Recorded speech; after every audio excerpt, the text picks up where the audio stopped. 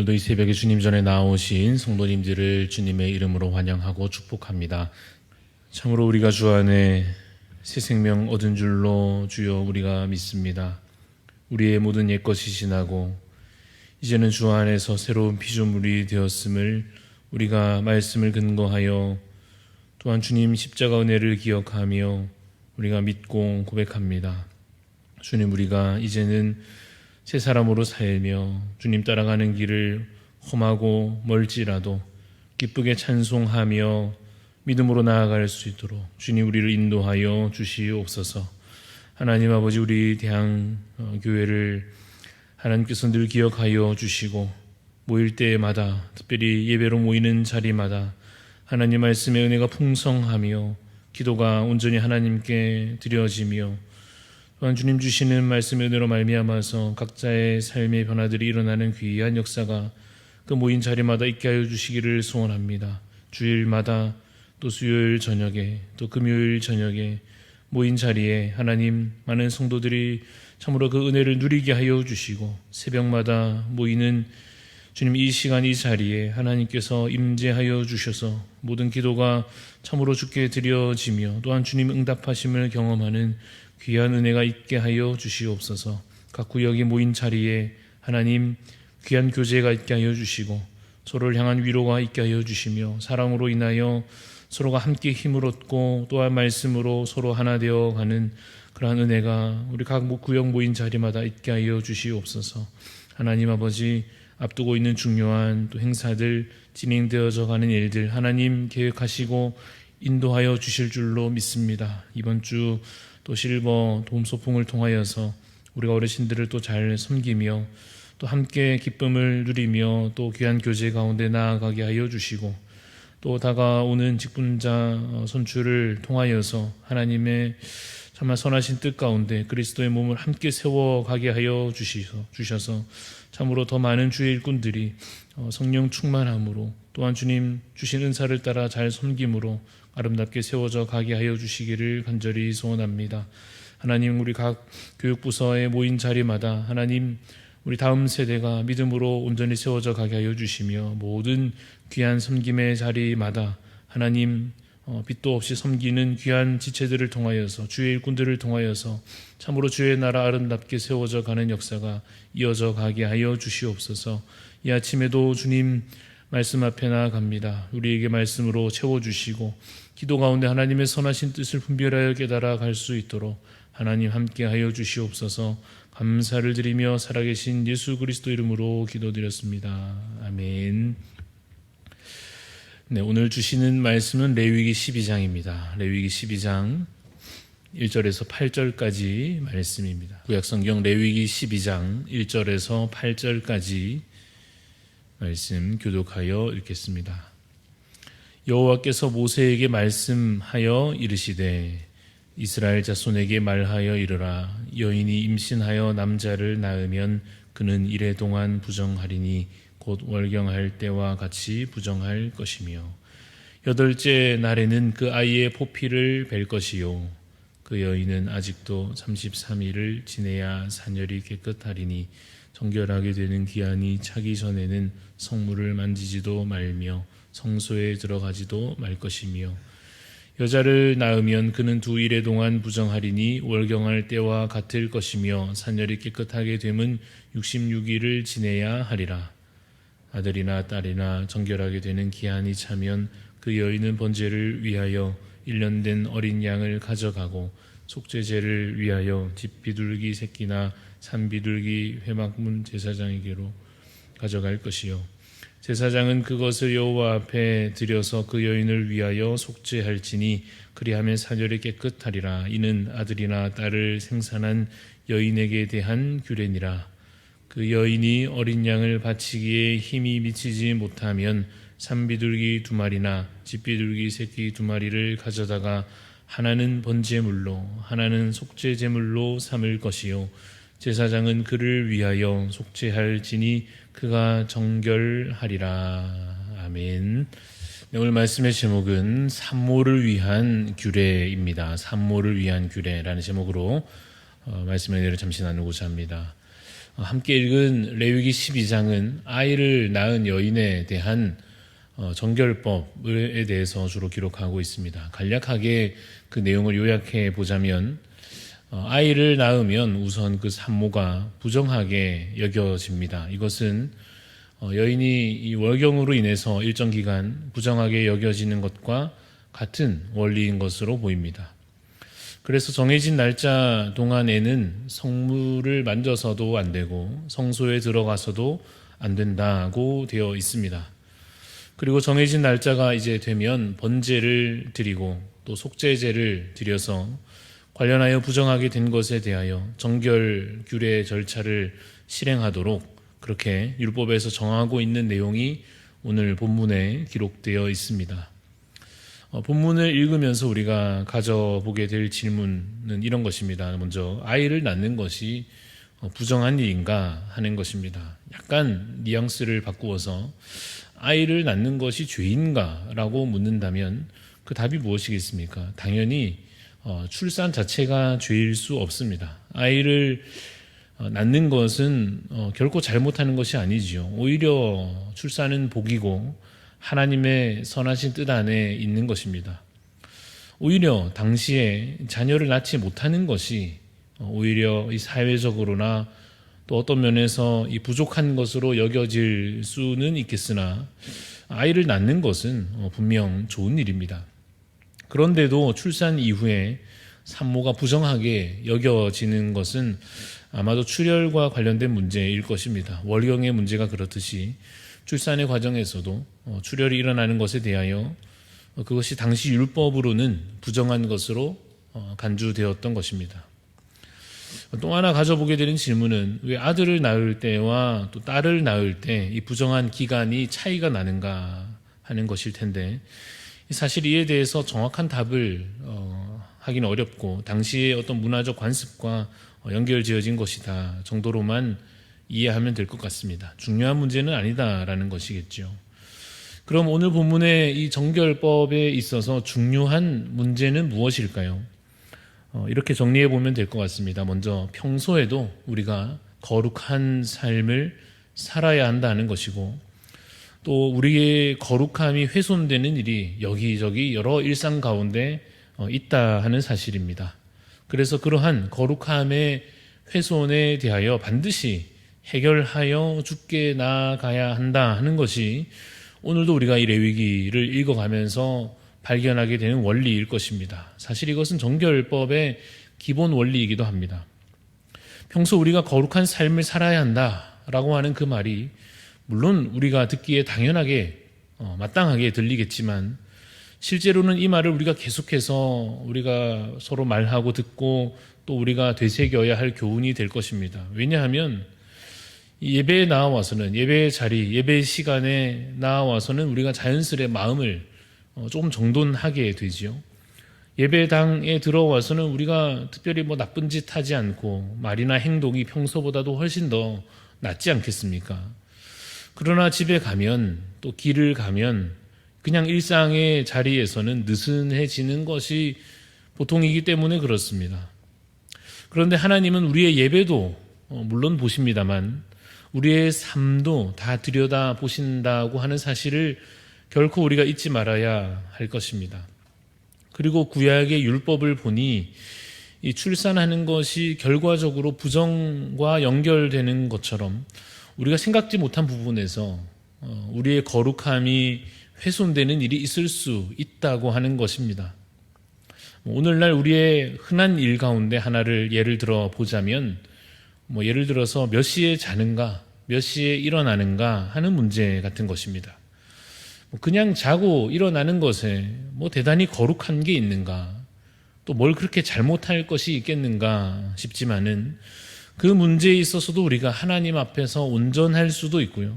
또 반대로 온전치 못한 행실을 그 문제에 있어서도 범할 수 있다 하는 것입니다. 예를 들어서 나는 그냥 토요일 밤에 내가 자고 싶은 시간에 잤더니 결과적으로 그것이 예배에 방해가 되거나 혹은 섬김에 부족함이 생긴다든지 그냥 내가 일어나고 싶은 때에 일어났더니 마땅히 해야 할 의무를 다하지 못했다든지 또는 그 자고 일어남이 그 전에 쾌락을 위한 시간 사용의 결과다라고 한다면 그러한 그 평범해 보이는 일상 가운데에서 우리가 거룩함을 좀 상실하게 될 수 있다 하는 사실입니다. 몇 시에 자든지 몇 시에 일어나든지 그것이 왜 죄가 되는가, 그 정도도 내 마음대로 못하는가 하는 억울함이 혹시 생긴다 한다면 애초에 기준이 내가 아니요 하나님이심을 다시 되새겨야 할 것입니다. 출산 자체가 부정한 일이 아님에도 출산한 사람이 결과적으로 부정한 상태에 이르게 되기도 하는 것처럼 우리의 모든 일상의 평범한 일들도 그 문제를 깊이 들여다보면 그 안에 거룩과 부정의 문제가 적용될 수 있다 하는 것입니다. 대체 그럼 기준이 정확히 무엇이냐라고 묻는다면 하나님이 기준이 되십니다. 하나님 앞에서 우리가 온전해져야 할 것입니다. 그리고 새 계명을 통하여 말하자면 하나님을 온전히 그 모든 일 가운데 하나님을 온전히 사랑하였는가, 또한 옆 사람을 사랑으로 그렇게 행하였는가 하는 것이 그 모든 문제의 기준이 될 것입니다. 그래서 내가 편하게 좀 더 자고 싶어도 하나님을 사랑하고 또 지체를 사랑함으로 깨어 있어야 할 때 깨어 있는 것이 율법을 잘 행하는 것일 것입니다. 내가 무언가 먹고 싶어도 하나님 때문에, 지체들 때문에 필요하다면 내가 먹지 않기로 결단하는 것이 율법에 순종하는 것이 되는 것입니다. 돈을 사용함에 있어서 내 돈이니까 내 마음대로 써도 될 것 같지만 하나님을 생각하고 또 지체를 생각하여 사랑으로 행하는 것이 하나님 앞에서 선한 일입니다. 먹고 자고 소비하고 하는 그 일들이 그 자체로는 죄가 아닐지 몰라도 그 마음의 중심과 결과적으로 미치는 영향이 선하지 못하다고 하면 그것은 부정한 것이요 하나님 앞에 악한 일이 될 것입니다.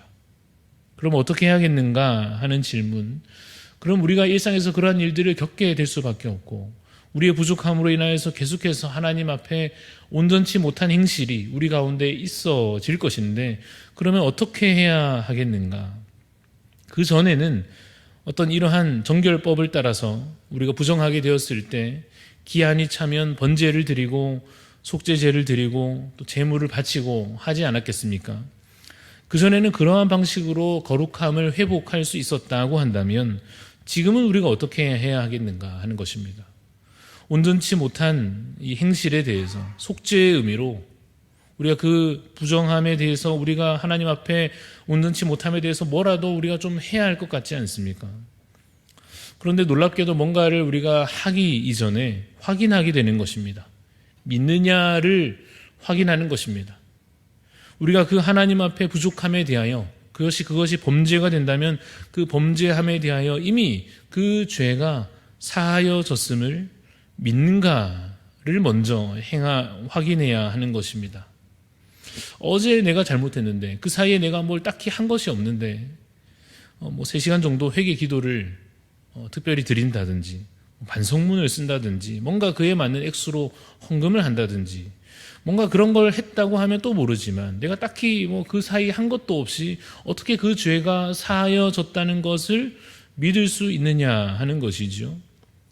그것에 대한 답은 이것입니다. 이미 우리가 무엇인가를 하지 못한 때라도 이미 예수님께서 이전에 다 이루셨기에, 십자가에서 그 죄에 대한 속죄를 다 이루셨기에, 죽음으로 그 모든 우리가 이제 짓고 있는 그 죄에 대하여서도 다 속하였기에 우리가 어제 지은 그 죄도 오늘 이 순간 나의 온전치 못한 이 마음과 행실에 관하여서도 이미 용서받았음을 내가 믿습니다 라고 고백하는 마음과 고백이 내게 있는지 먼저 확인해야 하는 것입니다.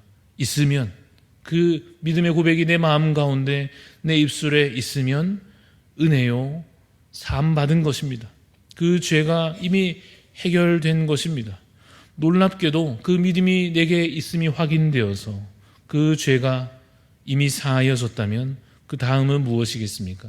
이제 그 은혜로 주신 믿음과 그 믿음으로 주신 죄 사함에 대한 감사로 이제는 우리가 참으로 새 삶을 살아가야 할 것입니다.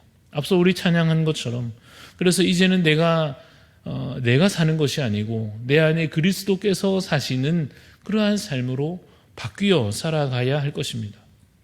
내가 하고 싶은 대로 하던 삶의 습관들을 중단하고 이제는 하나님을 사랑하고 또 다른 이를 사랑하는 그러한 삶을 다시 시작해야 할 것입니다. 그것이 자체로는 죄가 아닌 문제에 대하여서도 그것이 적용되어서 내 양심으로는 얼마든지 해도 되는 일이라 할지라도 내 지체 때문에 내 귀한 형제 자매 때문에 그것을 안 하기도 하는, 혹은 반대로 안 해도 되는 일이지만 그것을 행하기도 하는 그러한 사랑과 헌신이 이제는 내가 죄가 사하여졌으니 그 다음 거룩한 삶으로 이어져야 할 것입니다. 사랑하는 성도 여러분, 율법은 죄를 깨닫게 하는 유익이 있습니다. 그리고 우리를 그리스도께로 인도하는 은혜의 통로가 또한 될 것입니다.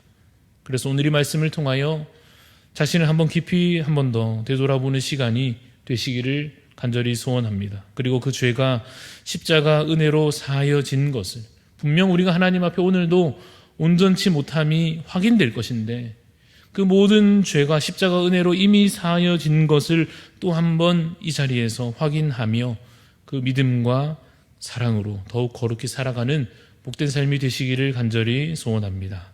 기도하겠습니다. 하나님 아버지, 참으로 주님 수많은 그 율법의 규례를 통하여서 그 이스라엘 백성들이 자신의 죄악을 깨닫고 그 죄악으로 인하여서 더 이제 하나님 앞에 제사로 나아가며 매일매일의 삶에 내가 무엇인가 부정하여지지 않았는지, 내가 또 어떤 부분에서 온전치 못하였는지 되돌아보아야 하였던 것처럼, 또한 제물을 바침으로 그 죄가 사하여지는 것을 감사히 여기며 하나님을 찬송하였을 것처럼 주님, 오늘의 삶 가운데에서도 주님 우리의 일상에 온전치 못함을 주께 주님 가지고 나오게 하여 주시고, 주님 그 모든 죄악이 하나님 앞에서 정말 예수 그리스도의 십자가 은혜로 사하여진 것을 우리가 믿음으로 고백해 하여 주시옵소서.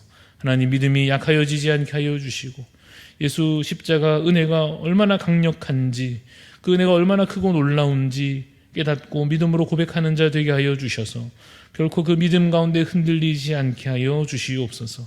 그리고 이제는 그 옛 것이 지난 것을 깨닫고 이제는 새 삶으로 고백하여 살아가는 자 되게 하여 주시사 이제는 더욱더 하나님을 사랑함으로 또한 내 귀한 지체를 사랑함으로 더욱더 모든 행실 가운데 더 나은 삶을, 더 온전한 삶을 결단하며 실천하며 행하여 갈 수 있도록 하나님 우리에게 새 힘을 더하여 주시옵소서. 주신 귀한 하루를 그러한 믿음으로 사랑으로 행하여 살 수 있도록 성령 하나님 우리를 붙잡아 주시고 동행하여 주시옵소서. 감사드리며 예수님 이름으로 기도합니다. 아멘.